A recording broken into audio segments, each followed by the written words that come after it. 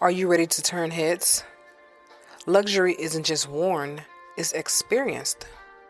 Introducing a Layla Cara style and new up-and-coming designer collection where exclusive shoes and bags for men and women meets your feet. How about you take a handbag and wear it in style, where each piece is personally designed by Alayla Carroll herself and handcrafted from the finest material in Italy. Leather, smooth like butter, bold, timeless, distinctly you. Step into true elegance and make your mark with a Layla Cara style where confidence meets craftsmanship. Visit a Layla Cara style and experience the luxury of art that you wear. Welcome back to Improving Your Thoughts by Freeing Yourself. I'm your host, Alayla Carroll, and we're in episode 5. Today's topic is about trauma, survival, and purpose. Why healing comes first. Today's episode is one I want you to listen to gently, without judgment, because we're talking about trauma, survival mode, and why so many people struggle to connect with their purpose, not because they're lost, but because their body is still in protecting mode. If you've ever felt tired of working on yourself, tired of pushing through, tired of being fatigued, tired of trying to figure it all out, this episode is for you. You're not behind. You may simply be healing. Why trauma really matters. What is trauma really? See, we overlook it because we don't really know what it is. We think it's just a traumatic word to say, which is traumatizing. But when people hear the word trauma, they often think it has to do something with extremism, such as the meaning is something extreme. Extreme happened to you or something like that. But trauma is not defined by the event that you went through. Trauma is defined by what your nervous system has to do to survive. Trauma is what happens when your body learns that it is not safe to relax. It can come from abuse, neglect, chronic stress, emotional invalidation, even in environments where you had to stay alert just to get through the day. And when trauma is present, your body shifts into survival mode. Let's talk about life in survival mode. What does that look like for you and for others? Because you might know someone who's going through this. It might not be you. Could be a friend, could be a coworker, anyone. So what does it look like? Life in survival mode. Survival mode is not a mindset. It's a psychological state of being. When you're in survival, your body prioritizes safety over fulfillment. You focus on getting through, not dreaming, not expanding. This is why purpose can feel confusing when you're healing. Your system is asking one question: am I safe? Before it even asks, what am I here to do? What is I'm here for? Is asking, am I safe? Why purpose feels like an outreach, like it's just so far out to reach? Why does it feel that way to so many people? And it's more than most. People feel that my purpose is so far away, I don't even know what it is. Or I know what my purpose is, but I don't think I can live like that right now in the moment. I got too much going on and that means that you're in survival mode. When you think that way, that you have too much going on, then you are in survival mode.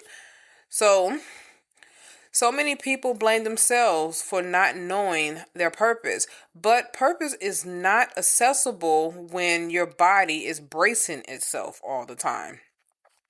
If you're consistently anxious, if you're numb, if you feel disconnected from joy, that doesn't mean you're unmotivated. It means your system is still protecting itself.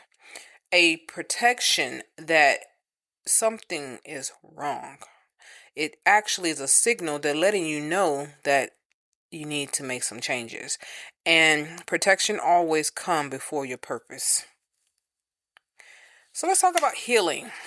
Healing is not a detour for most of you guys who might think if I'm healing, then I'm detouring from my path. No, you're not. Healing is not a detour. Here's the truth that changes everything. Hopefully this changes for you once you hear about this. Healing is not a detour from your purpose. Healing is a part of your purpose. Yes, that's what it is. It's part of your purpose. Rest is not laziness. Slowing down is not quitting. When you heal, you expand your capacity to receive clarity, creativity, and connection. You are not falling behind. You are preparing. You're getting yourself prepared. So, how are some how somebody is going to be able to know the difference in being able to know that they're healing versus they're surviving? Like, which one is it? Okay, so I want to help you with this. So here are some signs to know you're in survival mode. And let's do this without judging yourself, without any judgment, okay?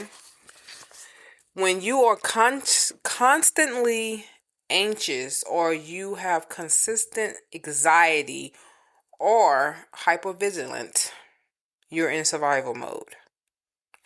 Difficulty resting without guilt. You finding yourself feeling guilty every time you're resting, you're in survival mode. Feeling emotionally numb or detached from reality of what's going on with you, you're in survival mode. Hyper independency. You're literally dependent on someone, and you feel that if this person is no longer around, you're not going to make it. You're in survival mode. People pleasing as protection. Yeah. You rather please people in order to get along and keep peace than you're in survival mode. There are no personal flaws, no personality flaws that you're dealing with. I want you to know that your personality is not flawed. You are adapting to your environment. That's what's going on. Your body has learned to keep itself safe. And at this time, you're living in adaptation instead of learning to recognize the truth and doing something about it. And let's talk about creating safety first. So, what is that? Purpose doesn't ask you to push harder. It asks you to feel safer. Safety look like this. So, instead of you being in survival mode all the time, constantly, you are supposed to be safe no matter what. That's the only way you'll be able to live your purpose. You have to be safe. But just to live in that mode constantly, it can create a bunch of things for your body that is not healthy. From headaches, migraines, to delusional, make you see things or feel things that are not there. It can also have you anxious all the time. It brings anxiety. It just does a lot to you. So let's talk about feeling safe instead of just living in survival mode. Safety says no without explaining. You don't have to explain yourself. You know what you need to do and you're doing it, but you're not having an explanation for it. You just do it, okay? Resting without earning it, meaning that you don't have to go to work and say, "Man, I worked hard today, so I deserve to rest." No, you're resting because you need it. All right. No matter if you worked hard or not, your body do need to recoup. It need to regroup and recruit. I need to regroup, and that was silly. But anyways, you have to get your body back on task, and it need to be on track in order to do that. All right. Choosing environments that doesn't require you to brace yourself all the time. If you're in the wrong environment, it's time to switch up. Yeah, time to switch up. So here's an example. My mother, I talk about her all the time in my podcast. Well, I'm going to talk about her right now. It's on a good note, nothing really bad. So I started talking back to my mother again. I think I mentioned this, maybe I haven't, I don't know. But I did reach out to her and I have started back talking to her because I'm not one of holding grudges. In order for me to live in my life purpose, I have to mend bridges. That's just the way it go. Even if we're not supposed to be connecting anymore, I'm still going to release you. And since it's my mother, I can't just release her. I have to mend the bridge. So I called her up and, we talked and did all those things. Well, I decided to write her a letter. I had been feeling like writing her a letter 6 months ago, but I didn't do it. And this time I felt it in my spirit even stronger. You need to write her a letter, but I just didn't know what I was going to write about. I had this feeling like I don't want to stir up the pot. We've already gotten to a point where we're talking again. And then my aunt had already mentioned to me before I wrote this letter, your mom said to me that she's happy that y'all are on talking terms again. And I'm thinking we should have never been off talking terms, but we was off talking terms because I wouldn't allow her to disrespect me like she did. And I wasn't going to keep listening to that, calling me all kinds of names. And, I'm going to let you do that. I don't let no man call me no bitch. I'm not going to let my mother call me that either. So it is what it is. And I know there are so many women out here that don't care about someone calling them that derogatory word, but the meaning of the word is a female dog in heat. And when a female dog is in heat, she lets any dog hit, basically. And I'm like, we're not doing that. We ain't doing that. I'm sorry. I used to beat up girls for this. And I told my aunt that too. As I used to beat bitches, like literally in these words, I say, "Aunt, I used to beat bitches up for calling me a bitch." It's just the way it is. And if I used to fight them back then for that word, why would I be okay with that word today? And I am more mature than I was back then. I'm just not finna try to fight you. I'm just going to stop talking to you. And that's what I did. So now I've been talking to my mother. No, she have not apologized to me, not once, because that's not in her nature. She don't know how to say I'm sorry. So she likes to sweep things under the rug like it just never happened. Let's pick up where we left off at without discussing where we left off at. You never get nothing done that way. You never heal that way either. So I learned how to heal without needing an apology. That's one thing I can tell you my mama taught me, is to heal without the apology from the other person, because you probably never get it. And in my case, I know I would never get it from her. So I wrote her a letter, and I really needed to know what I was going to write about, and I didn't want to write to her to make her feel like I was picking on her again, and we start back over with not talking. So I went deep into explaining to her how I felt her lifestyle needed to change. And the way I did it, I basically told her, I've been paying attention to you for the past 5 years, and I have noticed that your life is a revolving door. It is going in circles, and nothing is working for you. And the reason why it's not working is because you don't want to make the necessary changes in order for you to get what you need. Instead, you want things your way. And because you constantly want it your way, you're not realizing that this is not my destiny. I am not supposed to cater to you 100% without me being able to do my purpose as well. My purpose is not here. My purpose is to help you get to your purpose in life, not to do it for you and not to be your purpose. So I love you and I love you dearly, but we cannot continue this way. And I let her know I will not be driving back and forth on I-10 to go see you just because you want company. You're going to have to learn to make these changes. And here are the changes that need to be made. So I went down the line, 1, 2, 3, 4. And I told her step by step what needs to be done. And I told her, we can do this voluntarily or you can do this involuntarily, but at some point the change is going to be made for you.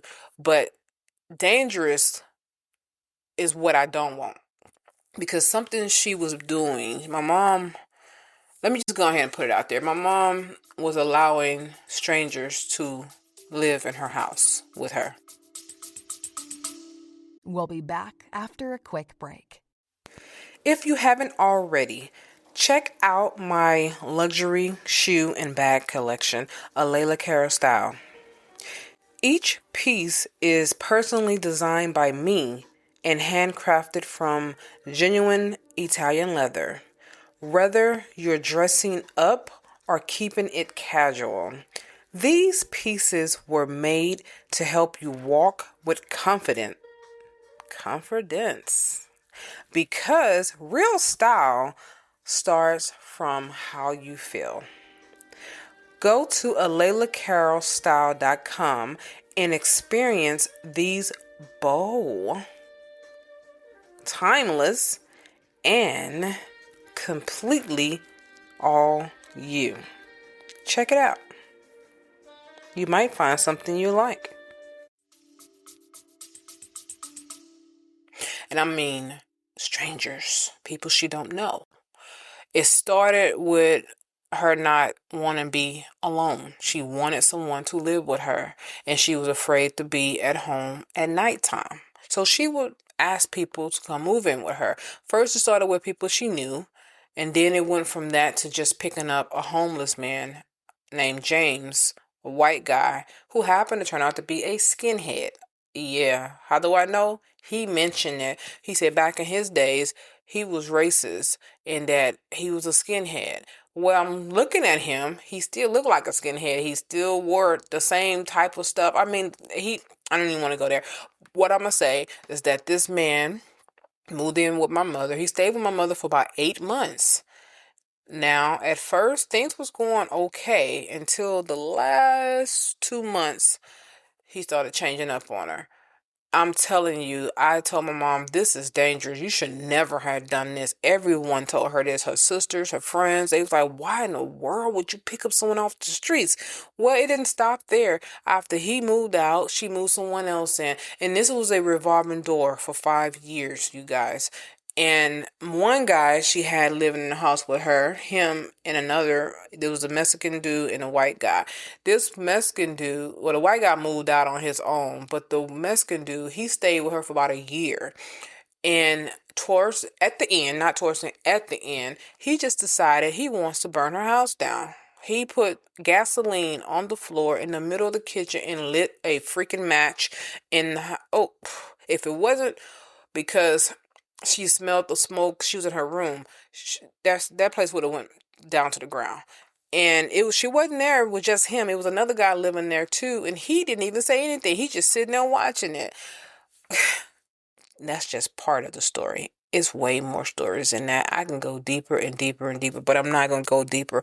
All I did was tell her, this got to stop. If you don't stop this, I'm going to make it stop. I will go to the court and I will go to the judge and I will petition the judge to make it to where you can't live in this place by yourself, but you also can't live in this place with strangers.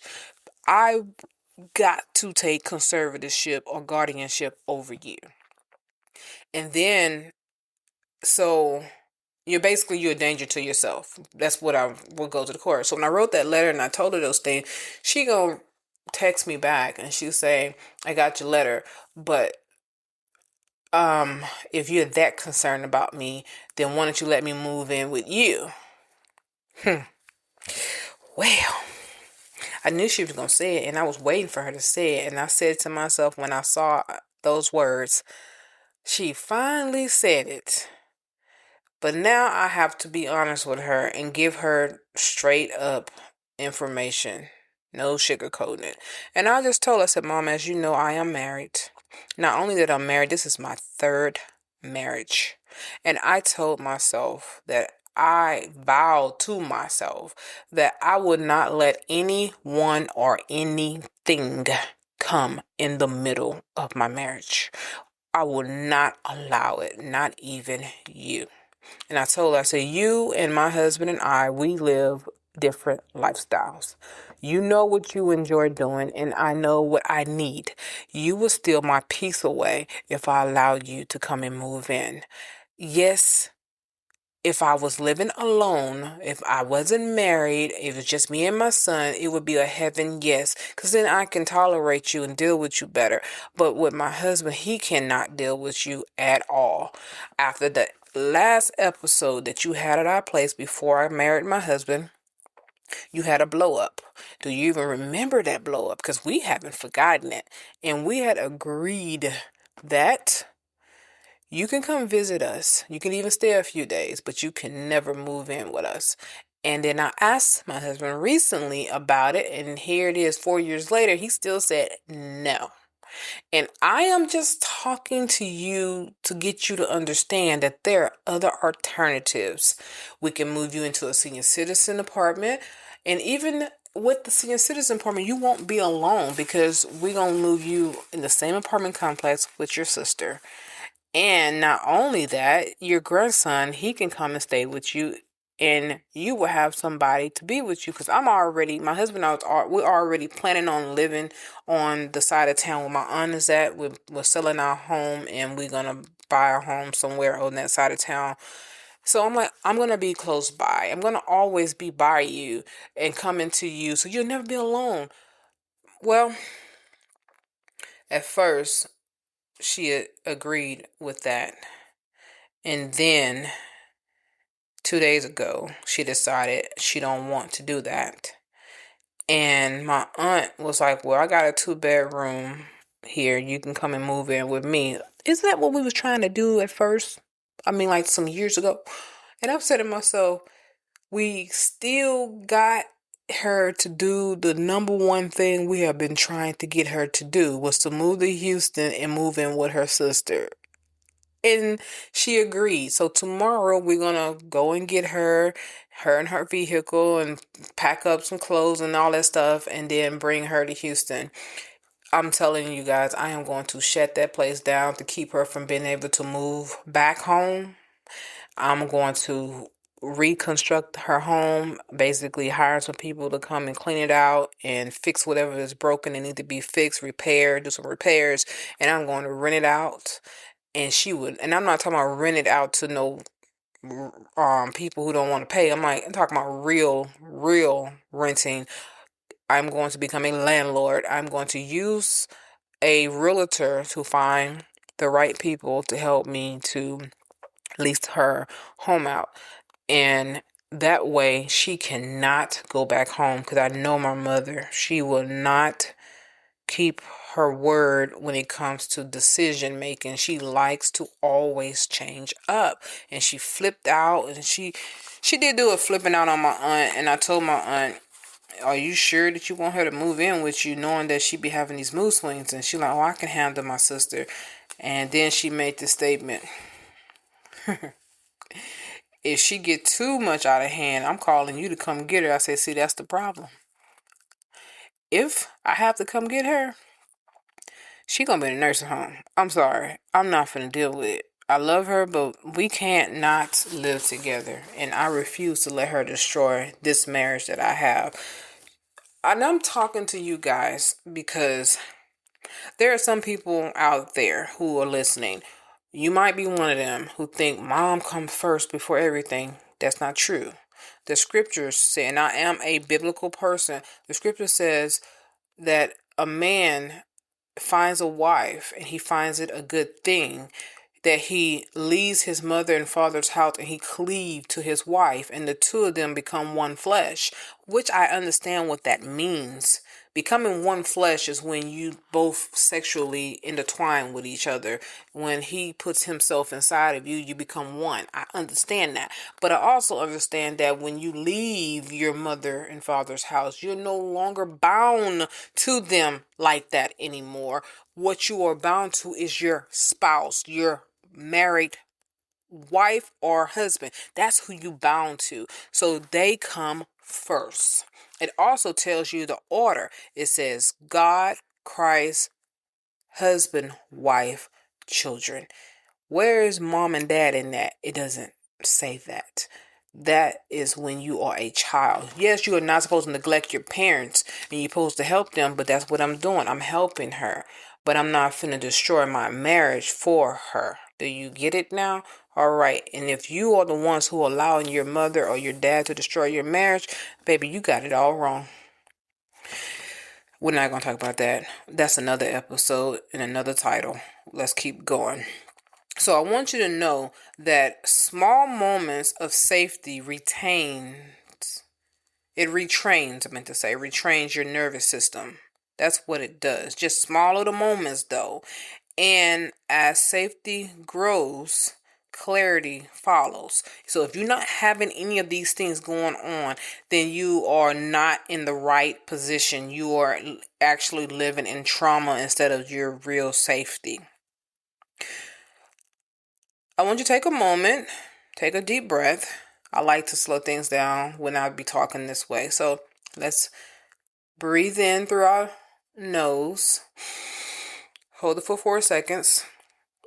Now release through your mouth slowly. Yeah, there you go. Okay.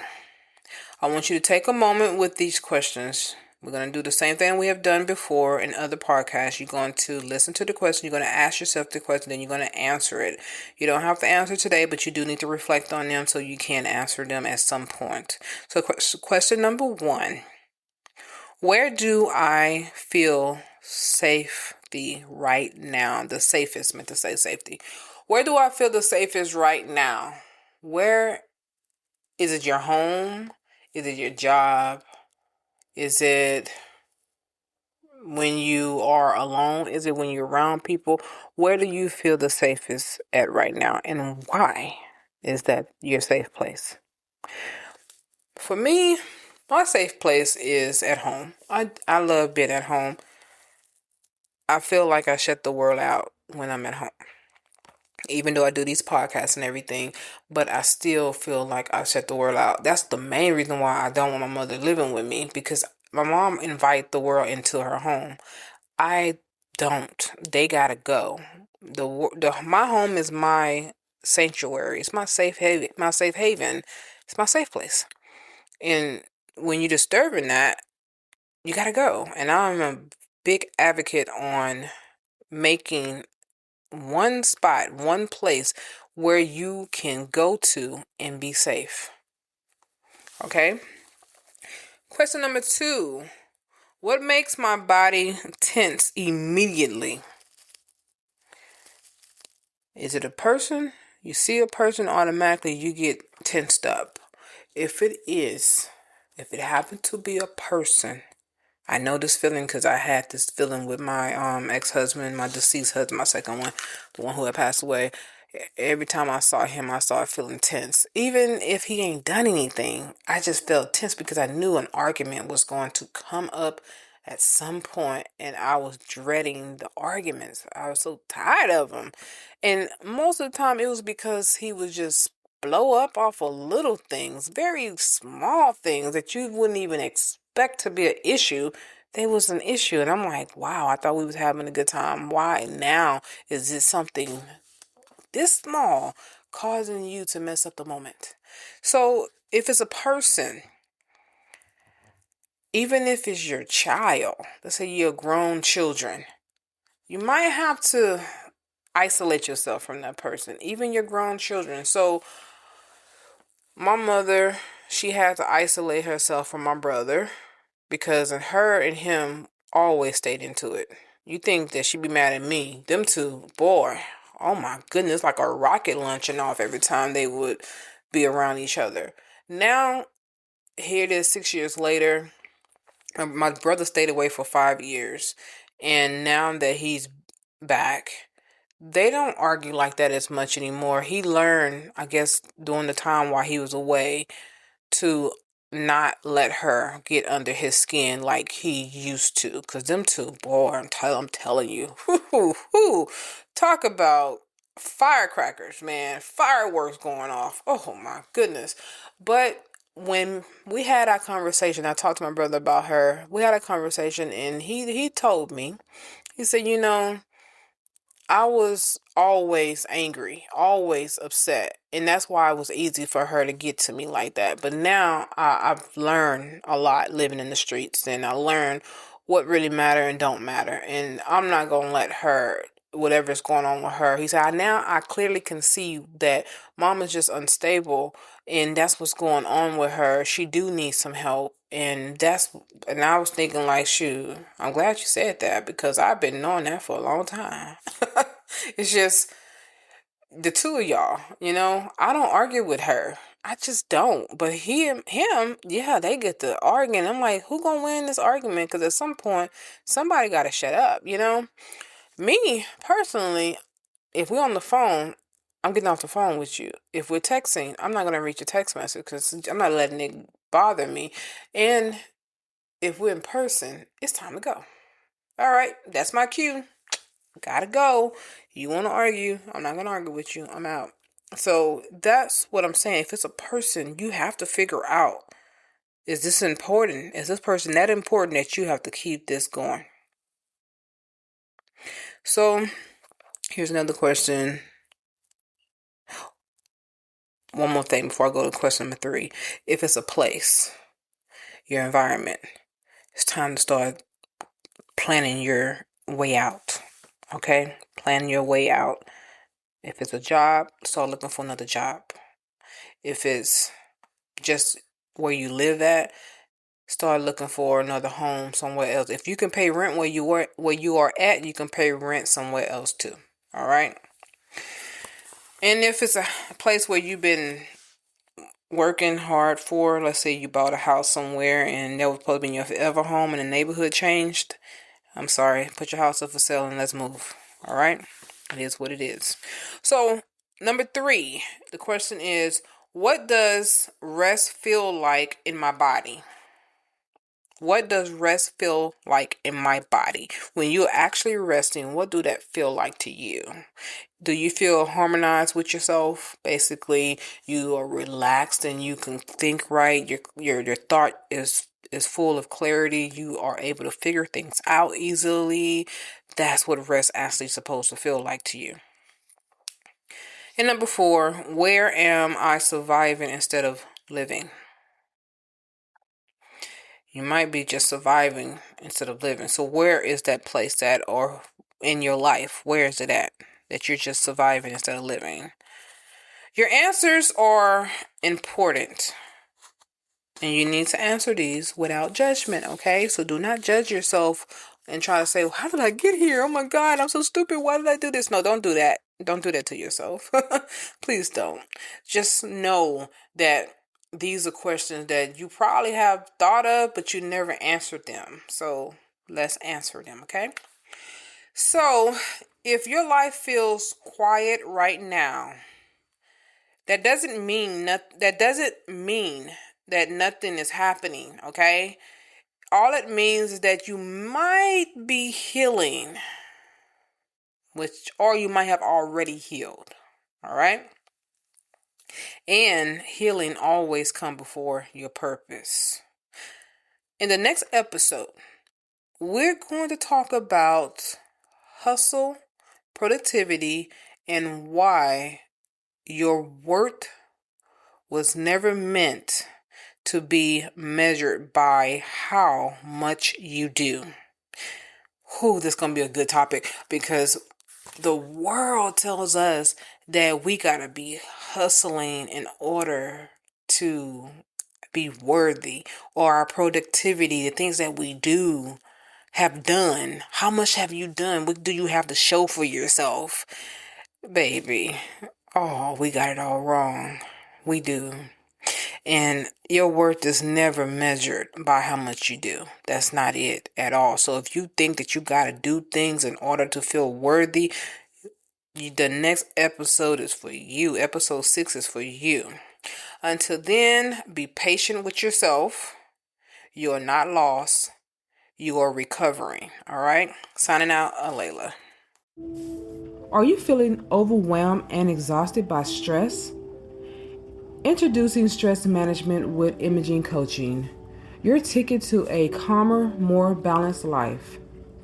In this journey you will be taking with us here at Imaging Coaching, we'll equip you with powerful techniques and tools you can use to conquer stress, regain control, and transform your life. From deep breathing exercises to mindfulness practices, you'll discover the tools to relax your mind and body. Come join us on this transformative path and unlock a world of inner peace and resilience. Don't let stress hold you back any longer. Take charge of your well-being today with Imaging Coaching, your stress management team. Discover clarity. Defeat stress through Imaging Coaching at imagingcoaching.com, at imagingcoaching.com, at imagingcoaching.com, at imagingcoaching.com.